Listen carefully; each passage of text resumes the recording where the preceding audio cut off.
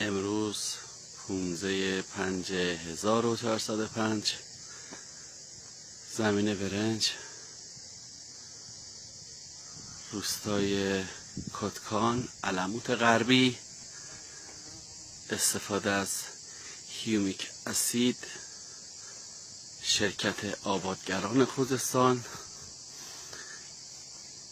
که میشه گفت بی‌نظیر بوده.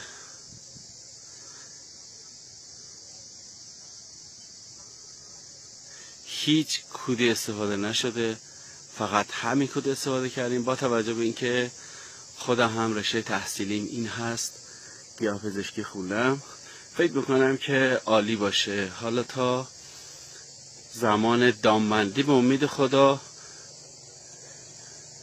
ببینیم که چقدر محصولمون افزایش داشته.